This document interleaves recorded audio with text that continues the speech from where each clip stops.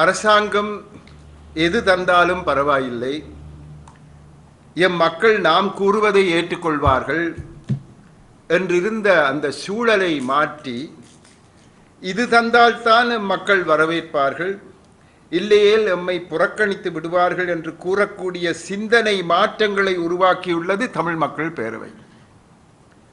பாரம்பரியமாக தமிழ் பேசும் மக்கள் காலாதி காலமாக வாழ்ந்து வரும் இடங்களை அவ்வாறே தொடர்ந்து அடையாளப்படுத்தும் விதத்தில் சட்ட ரீதியான அங்கீகாரத்துடன் நம்மை நாமே ஆளும் உரிமையுடன் நாம் வாழ வேண்டும் என்ற எண்ணக் கருவை மையமாக வைத்துத்தான் நாங்கள் எமது அரசியல் அமைப்பு ரீதியான முன்மொழிவுகளை அரசாங்கத்திடம் கையளித்தோம். முதலாக வடக்கு கிழக்கு தமிழ் மக்களின் அடிமட்ட அபிலாஷைகளை அவையறிய நாம் அறிவித்தது இந்த தருணத்தில் தான். அந்த கணம் தொடக்கம் அடிமட்ட தமிழ் மக்களின் கரிசனைகளை அரசாங்கம் அசட்டை செய்ய முடியாது என்ற கருத்தை நாம் வலியுறுத்தி வருகின்றோம். போரின் பின்னர் தமிழ் மக்கள் பிரதிநிதிகளின் குரல்கள் சில காலம் ஓங்கி ஒலிக்க தவறிவிட்டன. போரில் தோற்றுவிட்டோமே, நாம் எப்படி எமது உரித்துக்களை கேட்க முடியும் என்ற ஒரு தாழ்வு மனப்பான்மைக்கு அவர்கள் ஆளாகி இருந்தார்களோ நான் அறியேன். ஆனால் மக்களின் மனோநிலை என்ன, அவற்றை பிரதிபலிப்பது எமது கடமை அல்லவா என்ற எண்ணத்தை அவர்கள் பலர் அடியோடு மறந்திருந்ததாகவே நான் உணர்ந்தேன்.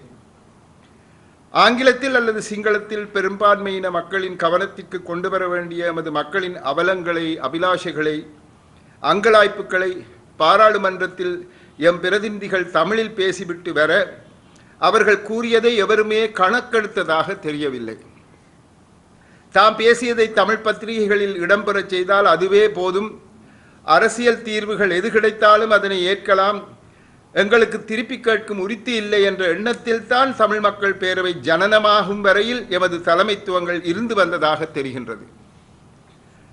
தற்போது எமது தலைமைத்துவங்கள் விழித்து கொள்ளவும் தன்னம்பிக்கையுடன் முன்னேறவும் நீங்கள் வழி அமைத்து கொடுத்திருக்கின்றீர்கள்.